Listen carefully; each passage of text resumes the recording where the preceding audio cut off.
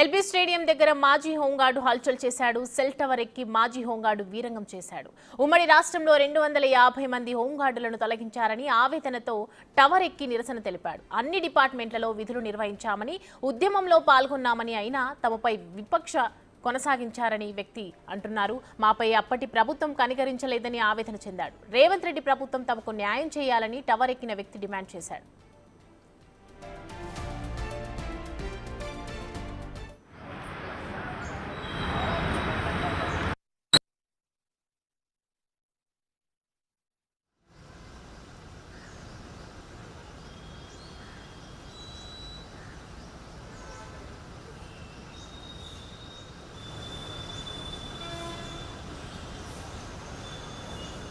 LB stadium దగ్గర మాజీ home guard హల్చల్ చేశాడు. సెల్ టవర్ ఎక్కి మాజీ హోంగార్డు వీరంగం చేశాడు. ఉమ్మడి రాష్ట్రంలో 250 మంది హోంగార్డులను తొలగించారని ఆవేదనతో టవర్ ఎక్కి నిరసన తెలిపారు.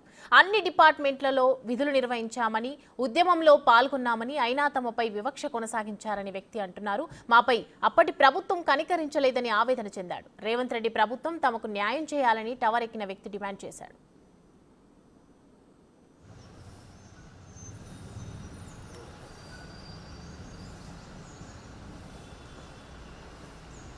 కలిసిరు మీరు కేసీఆర్ని కానీ కేటీఆర్ని కానీ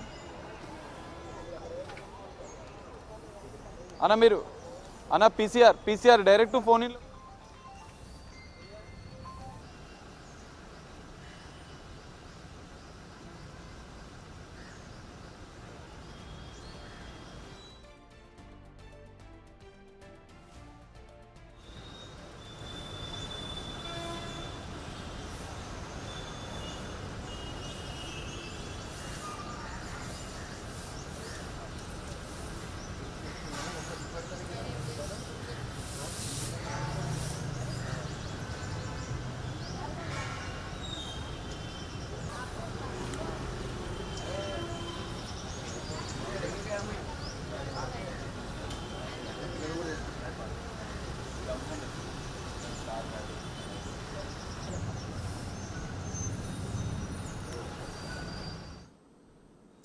ఇదే అంశానికి సంబంధించి మరింత సమాచారంతో మా ప్రతినిధి సాగర్ లైవ్ లో సిద్ధంగా ఉన్నారు. సాగర్ చెప్పండి, ఆ హోమ్ గార్డ్ కి సంబంధించి ఆవేదన ఏంటి? అసలు సెల్ టవర్ ఎందుకు ఎక్కాల్సిన పరిస్థితి వచ్చింది?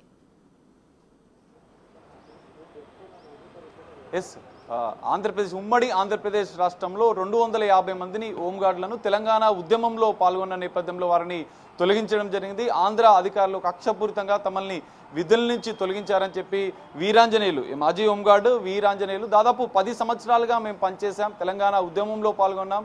గత ప్రభుత్వం బీఆర్ఎస్ ప్రభుత్వం ఉద్యమ నేపథ్యంలో వచ్చినటువంటి కేసీఆర్ ప్రభుత్వం మాకు ఎన్నో మార్లు హామీ ఇచ్చారు.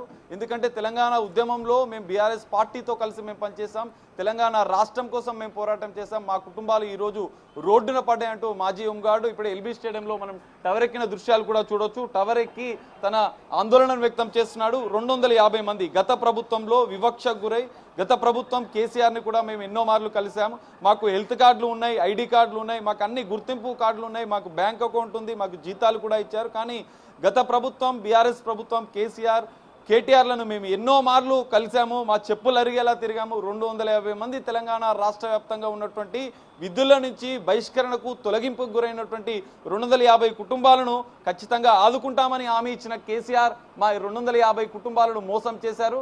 బీఆర్ఎస్ ప్రభుత్వం 10 సంవత్సరాలుగా మాకు హామీ ఇచ్చి ఎన్నోసార్లు తిరిగి మేము వేడుకున్నా కూడా పట్టించుకోలేదని చెప్పి ఆయన ఆందోళన వ్యక్తం చేస్తున్న పరిస్థితి. వీరాంజనేయులు ఎల్బీ స్టేడియంలో ఉన్నటువంటి ఈ టవర్ ఏదైతే ఫ్లడ్ లైట్లకు సంబంధించినటువంటి టవర్ ఎక్కి తమ నిరసనను వ్యక్తం చేస్తున్నాడు. తమ డిమాండ్ ఇప్పుడు తాజాగా ఉన్నటువంటి రేవంత్ ప్రభుత్వం అయినా మాకు ఉద్యోగాలను విధుల్లోకి తీసుకొని మాకు న్యాయం చేయాలని డిమాండ్ చేస్తున్న పరిస్థితి. ప్రస్తుతం వీరాంజనేయులు కూడా మనకు అందుబాటులో ఉన్నారు. వీరాంజనేయులు గారు,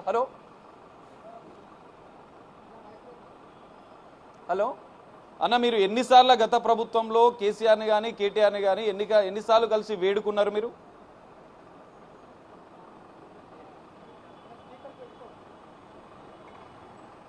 హలో అన్న, ఇప్పుడు వినిపిస్తుందా మీకు? చెప్పండి మీరు ఎన్నిసార్లు కలిశారు గత ప్రభుత్వంలో?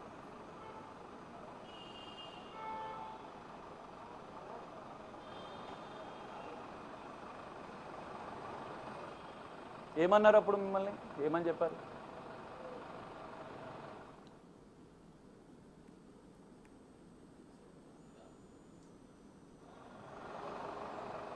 ఓకే అన్న చెప్పండి.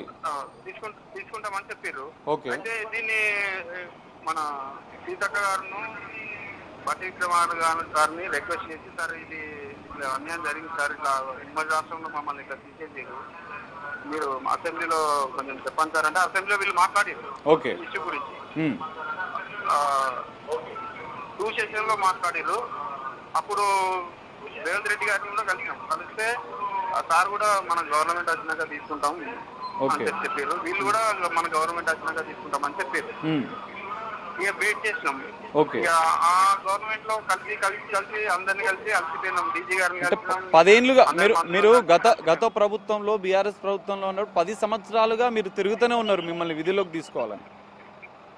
అవును, తిరుగుతూనే ఉన్నాం. ఎవరెవరిని కలిసిరన్నా గత ప్రభుత్వంలో ఉన్నప్పుడు బీఆర్ఎస్ సంబంధించిన నాయకులు?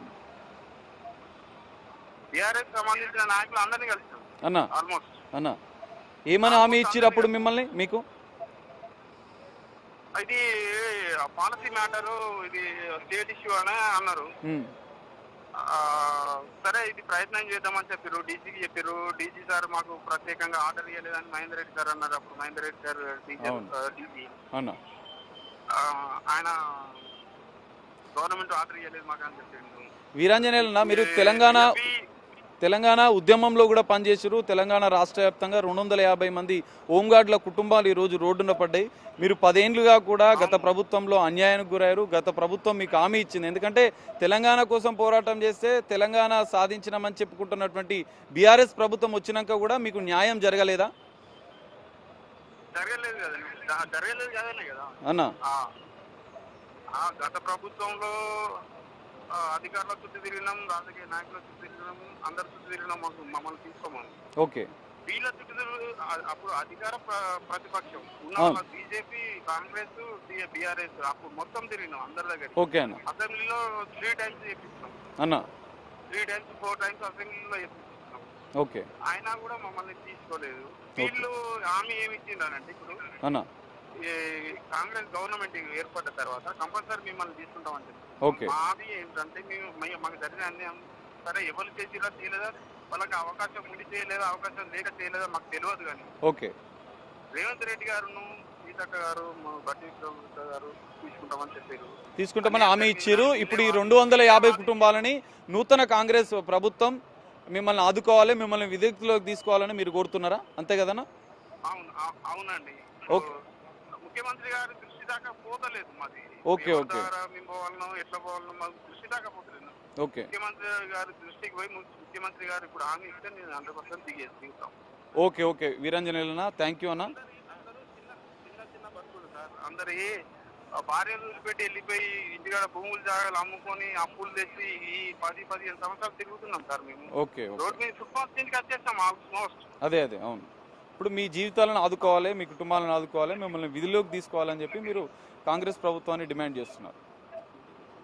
డిమాండ్ ఏం లేదు, రిక్వెస్ట్ కోరుతున్నారు, విజ్ఞప్తి చేస్తున్నారు. ఓకే ఓకే థ్యాంక్ యూ అన్న. ఎస్ బిగ్ టీవీ తరపున సీఎం గారికి కూడా విజ్ఞప్తి చేస్తున్న పరిస్థితి వీరాంజనేయులు మనం చూస్తున్నాం.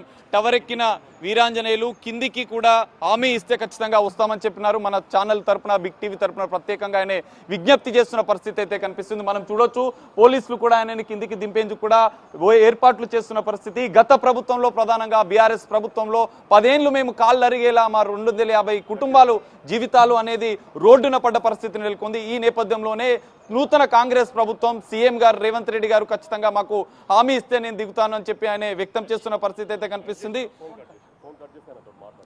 సో ఇది పరిస్థితి ఎల్బీ స్టేడియం వద్ద అయితే ఇంకా కొనసాగుతుంది. పోలీసులు అయితే చర్చిస్తున్నారు. తనకు హామీ ఇస్తే మాత్రం తమ కుటుంబాలని తమ విధుల్లోకి తీసుకొని వారిని ఆడుకుంటే 250 కుటుంబాలు 250 మంది హోంగార్డులు అన్యాయానికి గురయ్యారు. గత ఉమ్మడి ఆంధ్రప్రదేశ్లో గత ప్రభుత్వంలో ఉన్నటువంటి బీఆర్ఎస్ ప్రభుత్వంలో కూడా తీవ్ర అన్యాయానికి గురైన మేము ఎన్నోసార్లు కేసీఆర్ని, మాజీ ముఖ్యమంత్రి కేసీఆర్ని, కేటీఆర్ని, వివిధ మంత్రులను ఎంతో మందిని కలిసినా కూడా తమకు న్యాయం జరగలేదు. ఖచ్చితంగా నూతన కాంగ్రెస్ ప్రభుత్వం మాకు న్యాయం చేయాలని చెప్పి మాజీ హోంగార్డు వీరాంజనేయులు కోరుతున్న పరిస్థితి అయితే కనిపిస్తుంది. Thank you Sagar.